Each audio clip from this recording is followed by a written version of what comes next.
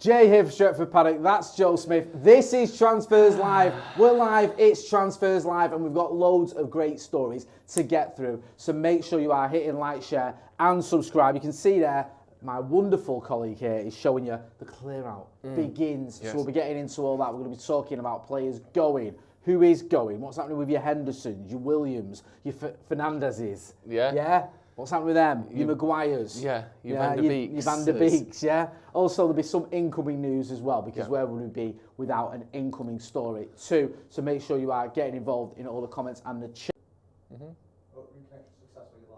Right, apologies there, glitches and gremlins in the machine, but we're back to talk about United's epic 3-0 loss to Burnley behind closed doors. So let's just get straight into this then. Manchester United 0, Burnley 3. United were beaten 3-0 by Burnley in a behind closed doors friendly today. While details of the encounter are scarce, it's believed that Johnny Evans, Hannibal Medbury, Alvaro Fernandez, Scott McTominay, Anthony Martial, Donny van de Beek and Facundo Pellistri were among the starters for United.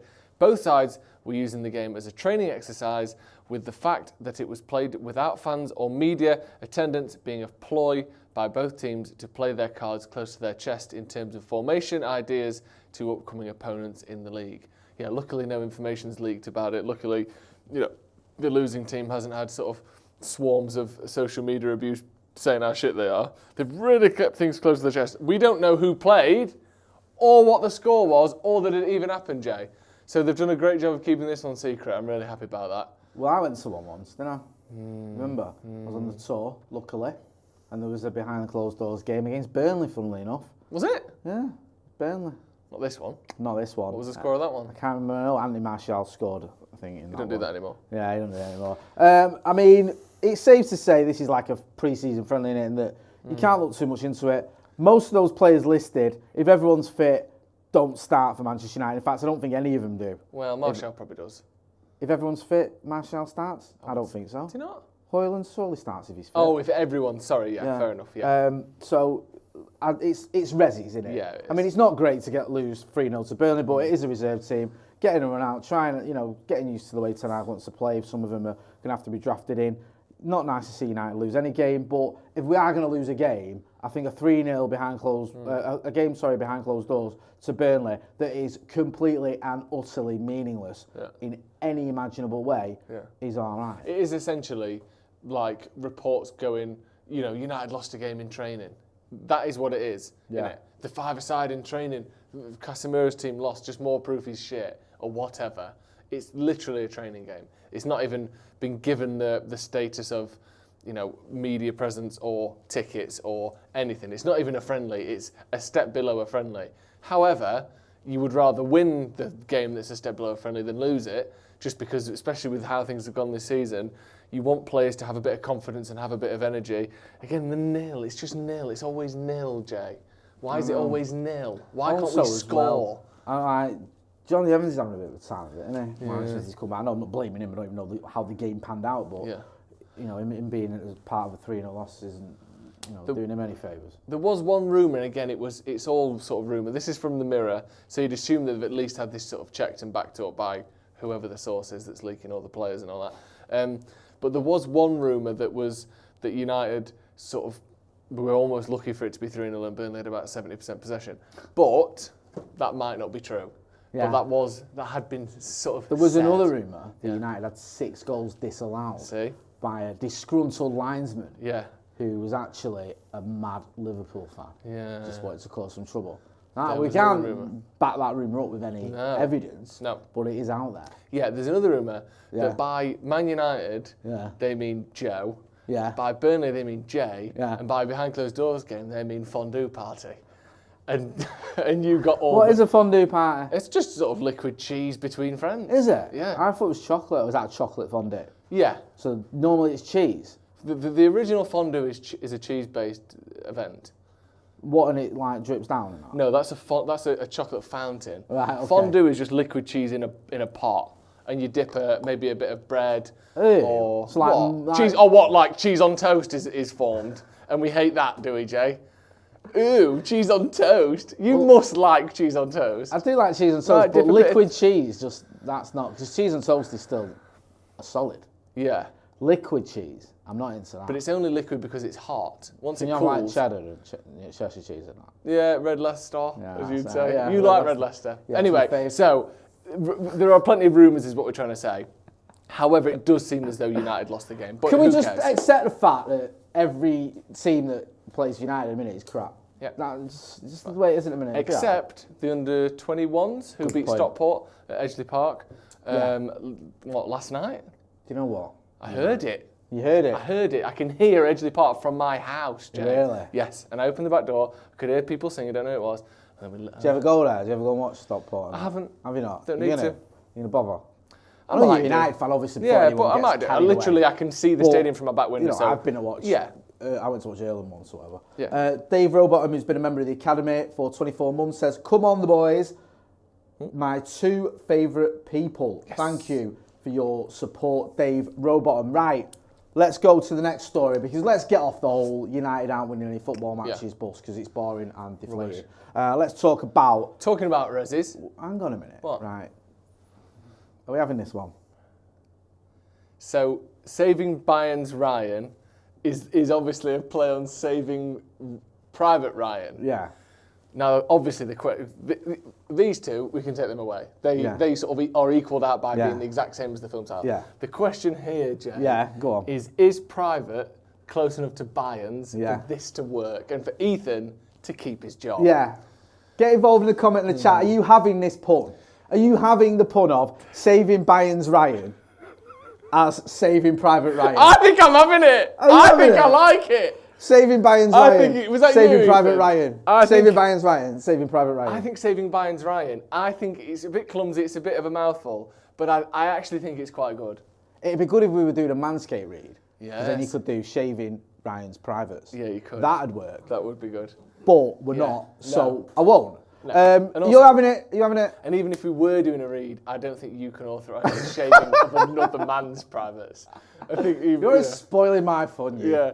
Yeah. Go on, read us about this. Gravenberch faces an uncertain future as Bayern Munich weigh up selling the midfielder. Gravenberch is open to a move away from the Bavarian capital. Interesting, I love that already. The Bavarian capital. Yeah, it's not the capital of Germany, but it is the capital of Bavaria, which is a sort of subsection of Germany. We've all got word counts, haven't we? Exactly. After seeing limited game time in his first season at the club, he started only 3 games. That is genuinely very poor, isn't it? And never played more than 45 minutes in a single match in 22-23.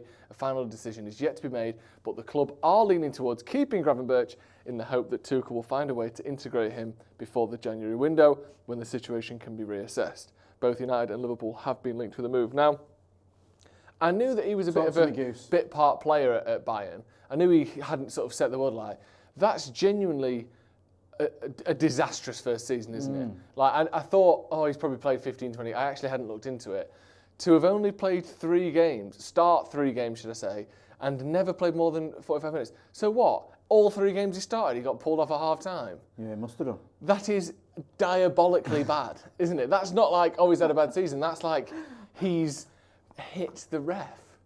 Like, every time, right, this is your chance. Just fucking, right, half-time again, off. Like, what? Is that right? Obviously, you've quoted the Athletics, so I'm assuming it is. I need to look at that. I've never heard of that. You keep going, son. Some players don't get pulled off at half-time for their entire career, let alone like what was considered one of the brightest up-and-coming young midfielders in the world. He was being compared to sort of Jude Bellingham and people like that 12 months ago. Now he literally is getting yanked off at half-time 3 times. Like, have you got it there? Right, well... it says off the bench, doesn't it? Yeah, no, it just says, it'll say like, when he was just a sub and then, I think that 146. Am I reading that right? Yeah. Never played more than 45 minutes in a single match and he only started 3 times. So yeah, he's come off at half-time every game he started. So he's really sort of in the doghouse at Bayern Munich, isn't he? It's not even close to being a starter for him.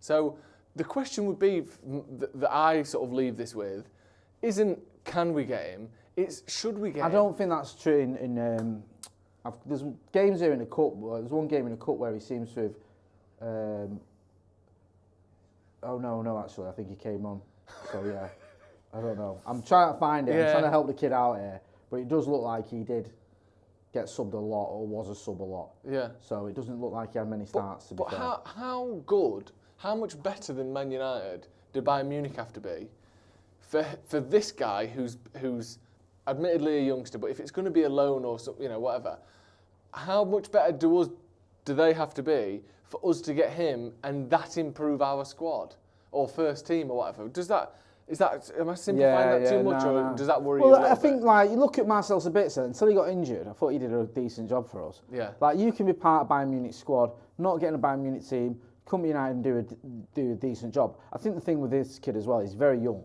so there's potential there. And also sometimes clubs, a move to a certain club can just be a bad fit.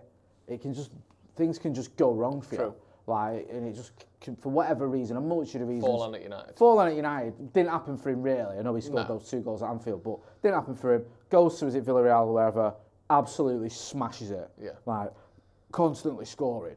It's just one of those. It's one of those things where, obviously, at his age, and you can't. And the fact that I think he's 21, isn't he? Yeah, Bayern Munich are so dominant in that league that you can't really look too much into it. It is worrying that. I'm not going to pretend it isn't, but if he's available, he's young, then one thing that does it worry you anything, or does it worry you any, that we just seem to be going for Dutch, Ten Hag knows them, he's worked with them or whatever, players, and that seems to be almost like the be-all and end-all at United at the minute. It worries me because that shouldn't be how things are done. Yeah. But the alternative isn't much more sort of calming. You look at United's scouting over the last 10 years, when you leave it up to the scouts, they don't get it any better. Do you know what I mean? Yeah. We've not, our transfers since Sir Alex left have been, by and large, very poor. So what are the options here? We either leave it to the people who have been shit for 10 years, or we try someone else who's new, but sort of slightly inexperienced in terms of the magnitude and the purse strings available at Manchester United in Ten Hag. Yeah. I don't know what I'd prefer. I like the idea that the manager has an import, but I don't want only Ten Hag's ideas to be the people we sign. But like I said, who are you going to leave it to? The scouts and the people who've been in it for the last decade? How is that any better? But either option isn't great, is it? No. I mean, it'd be nice to have a happy medium, wouldn't it? Where you think, okay, we've scouted certain players that we know will fit your style. The manager goes, oh yeah, okay. And then the manager has his own input and own ideas. At the minute, it just feels like it's very centred on Erik Ten Hag and who he wants. Yeah. But listen, young player, decent player. I think, from what I've read, he had 6 starts last season. So maybe these are league games. I think this might be league games, but it is disconcerting. If the other thing keeps getting subbed and he's not got 6 starts even in the season ain't great. No. So go ahead, bro. The other thing as well that's worth pointing out is the Athletic aren't saying United are in for him massively as anything's been done. I think that it's almost sort of 2 and 2 together a little bit. This one, it looks like Bayern want to get rid of him. He wants to go, and United have been linked with him. So I don't think they're saying United are all in for Gravenberch or anything like that. I think this is a bit of a slightly connecting the dots type of rumour at the moment, which is worth pointing out. I'll get into some of the comments here. A few people commenting. Abhinav Verma says, "Why the F can't we sell players and win the window?" Danny Shields says, "Since we won our last title 11 seasons ago, they've won every title." I mean, Bayern Munich just dominate that league. Even last season made me laugh because going into the final day, if Dortmund beats it Mainz at home, they've won the title, and it's like, oh my God, shock horror. And Dortmund lose. It was like, or draw, I can't remember, but they didn't win anyway. Bayern Munich won, So, Bayern Munich won the title, and you're like, how's that happened? Seriously, it's like crazy. Do you know when you're racing like your nephew or whatever? Yeah. Oh, race, let's have a race, running up and down the garden, and he's 3. And you have to make it look close, but you don't want him to believe that he's faster than you, because that would teach him bad lessons. So you do beat him, but you last thing, I've pipped him at the post really close, unlucky, well done. That was them to Dortmund. They let him do that. They could have beaten him by 30 points if they'd wanted to, but they pipped him at the post to make him feel like they're an adult, but they're not. Disgusting. Danny in the super chat says, "Scouts not been the problem. Identified Haaland, Enzo, Lema, Caicedo, Alvarez. It's the board that haven't pulled the trigger and gone for big money profile buys." A few things on that. Go on, talk to Maybe me. you might be right, actually. You probably are right. The other thing, though, is worth mentioning. Every scout in the world knew about Haaland. everyone knew about him. He's been scoring 65 goals a season since he was 5 years old. Yeah. Like, Mbappe's another one. Everyone knew about this kid. Caicedo may be different. Some of these are different, but, you know, yes, United could have maybe gone in slightly harsher, but we did go for Haaland. Yeah. Or, we tried and he didn't fancy it. Like, Bellingham's another one. Everyone knew about Jude Bellingham. A 16-year-old playing in the Championship. Yeah. They retired his number for Pete's sake. But they'll have known, you know, the scouts, the top scouts, the top scouts in England will have known about Jude Bellingham from when he was 10. But again, we tried to get him, like, the surprising ones like a Caicedo or whatever, that's different, and I agree with your point there. But certain players where you're like, oh, you know, we tried to sign him. Well, yeah, of course you tried to sign Erling Haaland because his dad's a footballer, so his name will have been known since he was 1 year old, first of all. And secondly, he's a 6'5" freak that's been banging goals in since he was a toddler. Everyone knew about him. Getting him is a different matter. So I do think that sometimes, you know, these big names, they've been known about since they were so young, but even then, you're probably right. Point about the board, though. Yeah, no, I agree with that. Because a lot of those players, like there were a lot of players we've identified who have gone on to good things, and you know we don't seem to be able to get those deals over the line. The ones that are the sort of 6, 7, 8, 9, 10 million pound players, I agree. It's all the 40, 50, 60, 70, 80 million pound ones. Joe Corcoran says Bayern didn't need to buy him. So totally superfluous luxury signing. They are biased towards their German midfielders, Kimmich and Goretzka. I can't remember who it was. I think it might have been Florian Plettenberg was talking about that when we got Sabitzer, who was saying Bayern, it's a bit, you know, they like the certain midfielders, and someone like Sabitzer who's Austrian, and he was like, he, you know, and he came later on or whatever. It's like sometimes they're not as. It's very political, he said. That was the word I'm looking for. Very political. So maybe there is a little bit of that, but it's just not happening for him. If we can get him, great. If we can't, I'm not going to lose too much sleep. Let's move on to the next one. Go on. Let's see if we've got a pun here. Oh, whoa, Nelly. Amrabat at home. Amrabat at home. I like that. Do you? Yeah, massively. So like Amrabat, but Amrabat. Amrabat at home. Yeah, it's good. What are you laughing at? Yeah. Amrabat at home. Yeah, it's good. Amrabat at home. Amrabat at home. Yeah, it works. Amrabat has been left out of Fiorentina's squad amid speculation about his future. Fiorentina are set to face Rapid Vienna in the first leg of the Europa. Nothing to me. Go on. Shut up for your face, yeah? In the first leg of the Europa Conference League playoff tie on Thursday evening, but they will be without Amrabat. The midfielder had been included in their initial squad for the competition, but has not made the trip to Austria, the Mirror. No, not Austria as in a mirror, Austria and then the publication, the Mirror. In other reports, Aviola will give Amrabat the next 48 to 72 hours. What is happening now? i.e. until the close of play on Friday to decide whether he will stay or go. What? Who is Aviola? Is Aviola, is that like Fiorentina's nickname as a club or something? It is, okay.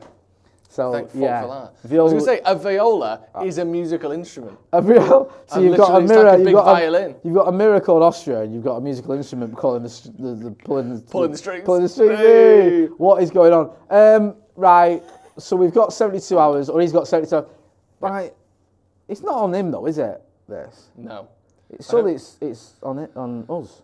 I don't really get it yet. He can't make United make a bid, no, which is tricky because obviously he wants us to, and it seems to be costing him his place at Fiorentina at the minute. Yeah. The other option that has been rumoured is that he's a target for Liverpool, which could then be, you know, Liverpool's final chance to actually beat someone else to a transfer for a change instead of them being beaten to one. So we'll see how that goes. It still relies though on McTominay or Van der Beek or whoever leaving Manchester United, and that's the issue here. Yeah, get involved in the comments in the chat. Simon Andrew says, I've infected Jay with my terrible music-based humour. Yeah. I think our music-based humour is amazing. BMW Racing 1974 says, Viola is a plant.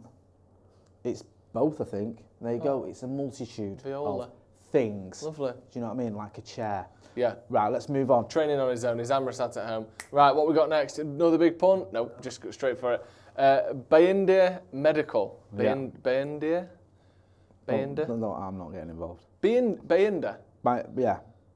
Or Baylindir? Yeah. United it's either or. Yeah. United are conducting, or a different one. Yeah. United are conducting medical tests on Fenerbahce goalkeeper Altay Baylindir.